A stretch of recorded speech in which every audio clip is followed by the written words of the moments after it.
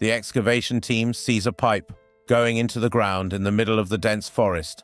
This was quite surprising, because where they were standing was an old, dead volcano, which was completely covered by trees, plants, and grass.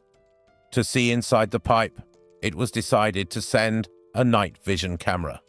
When the camera went inside, after going down about 30 meters, a very large tunnel scene was captured. It was March 7th, 2018, and the excavation team was about 30 meters below the ground in the city of Lublin, South Poland. Welcome again to Recap English's videos. When the camera was turned inside this tunnel, they were surprised to see a railway. They were in the same confusion as to what the railway was doing here, when a minecart stood far away and drew their attention. They turned the video towards themselves. When the local authorities found out, they brought a map of a tunnel that was lost during World War II. It was found that this tunnel was built about 80 years ago during World War II, and for the past few years, local authorities have been looking for this tunnel. The entrance to this tunnel was closed with heavy stones. Years of soil and grass dust also erased the signs of its entrance. But from inside, this tunnel was somehow matching the tunnel on the map. It looks like it was used to store things during World War II. Most of the iron in the tunnel was rusty. From here, tools like planks, drill bits, and chisels were found in the same condition as they were 80 years ago. Germany, or Japan, was a competition between countries like the United States and Britain. During this time, Hitler's army had built thousands of underground bunkers. Although Hitler started it, later Allied forces also started using underground tunnels and bunkers. During World War II, bunkers were of strategic importance and their purpose was offense. That is, if their job was to protect themselves from enemy attacks, they would be useful to attack the enemy. These bunkers protected the enemy's airstrikes and artillery shells and provided a secure base to the soldiers. Defensive bunkers were designed on the front line in such a way that they could stop enemy attacks.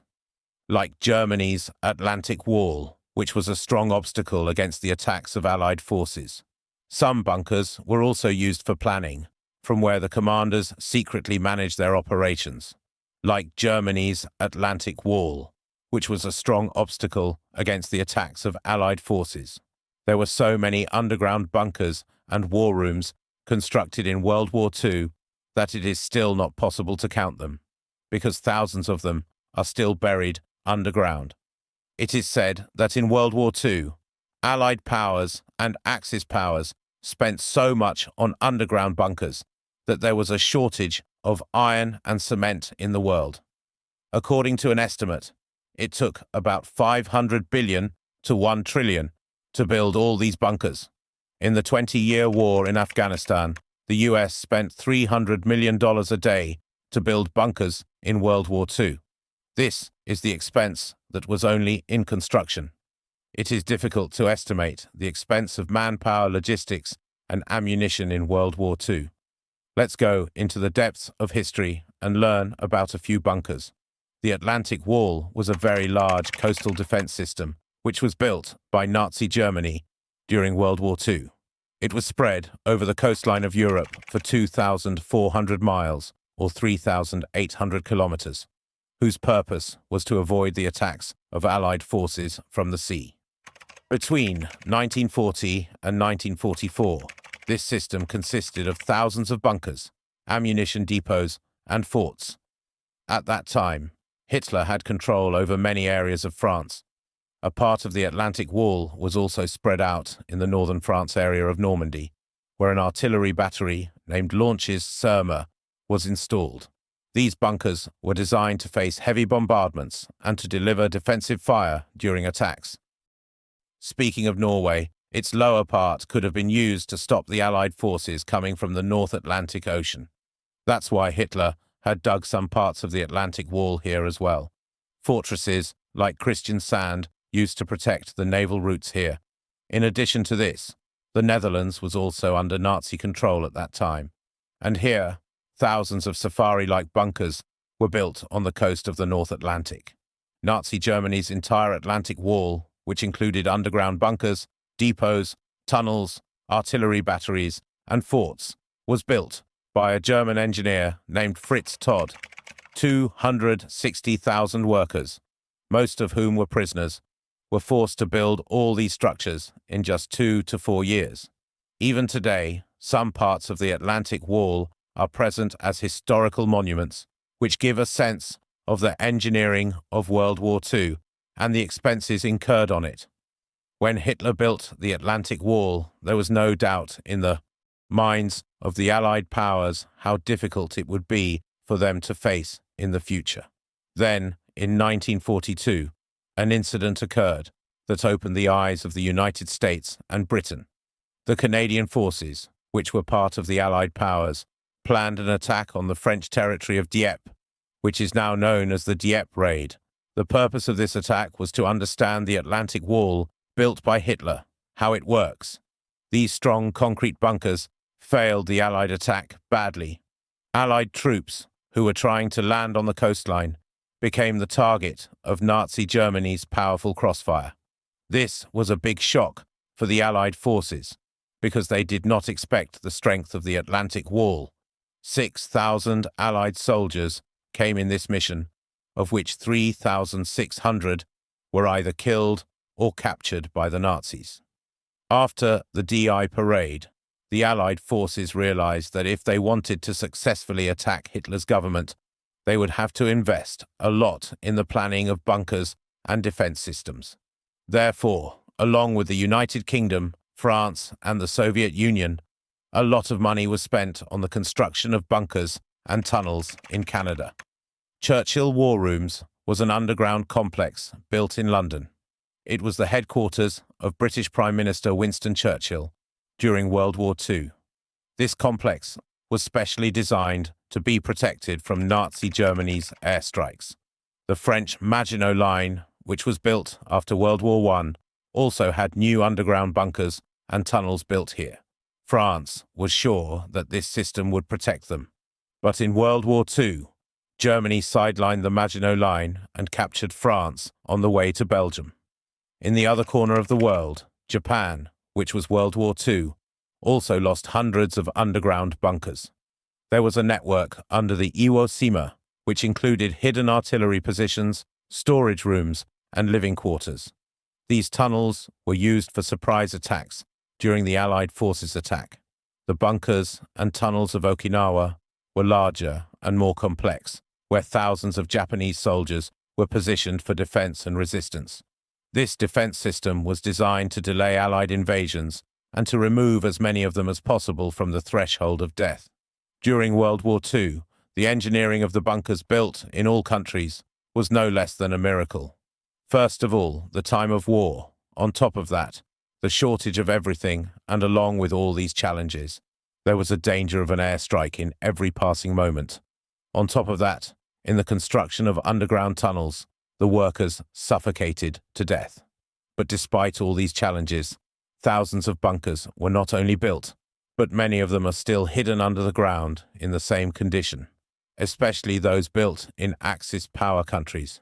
Because, after World War II, when their rule ended there, at that time, either the soldiers closed the entrance of the bunker and ran away from there, or they died in it. So no one knew which bunker was built at which location. There was one way to find out the location of all these bunkers and tunnels, and that was Hitler's secret documents with the government. But they were either burned or hidden in a place that only he knew who had hidden them. And especially these bunkers were made by camouflaging. That is, in natural terrain, they were made in such a way that no one would know that there is a military bunker here. That is why, after the war, these bunkers remained hidden. Special ventilation systems were made for underground bunkers, which took fresh air inside the bunker and exhaled carbon dioxide. Nazi leader Adolf Hitler took the support of many bunkers during his reign. He used the famous Eagle Nest bunkers, which is also called the Kielstein House. It was built at an altitude of 6,000 feet in the Obersalzberg area of Germany for the secret meetings and relaxation of Nazi leadership. Using concrete and granite. It was classified as bomb-proof. Hitler's second famous bunker is known as the Führer bunker in Berlin. In 1944, this bunker was not just a bunker, but it was the entire headquarters. The bunker was designed in such a way that it was protected from Allied bombings and artillery. Here, Hitler spent his last days and ended his life here on April 30th, 1945. Today, no part of this bunker can be seen on the surface. But this place has been a dark chapter in the history of World War II. Now let's talk about one of Hitler's bunkers, where he spent most of the days of the war. This bunker, known as the Wolf's Lair, looks more like a fort than a bunker. It is located in the middle of the forest in North Germany. Hitler's bedroom was inside it, and offices were all around it. Its concrete roof was made about 7 meters thick. A thick layer of clay protected the entire bunker from airstrikes and bombing. A thick steel sheet door that also protected from chemical attacks. This bunker, which looked like an Egyptian tomb, was so strong that it is still not possible to destroy it, and the security was such that not a single window was kept in it. A special ventilation system was installed here that circulated fresh air inside the entire bunker. But despite so much security, this bunker was made invisible in the landscape of the jungle. The same trees and plants were planted on its roof, which were present in the jungle nearby. Because of this, when a ship passes from above, it has no doubt that Hitler's headquarters is present down here. Allied powers, AE, USA, UK, Canada, and other forces planned for years to break the strong defensive bunkers of Nazi Germany and the Atlantic Wall. More than 1,056,000 troops, 5,000 ships, and 11,000 aircrafts were used to compete with Hitler's Atlantic Wall. It was June 6, 1944, which is known as D-Day. This day, Germany faced Allied forces from the bunkers and artillery of the Atlantic Wall, but their planning and resources were not as effective. Allied airstrikes and paratroopers fought well against German communication and defense. The Allied forces had to face a lot of damage in the beginning, but in the end, they were able to break Nazi Germany's control of Europe. I hope you will like and share this video of Recap English. For your loving comments. See you in the next great video.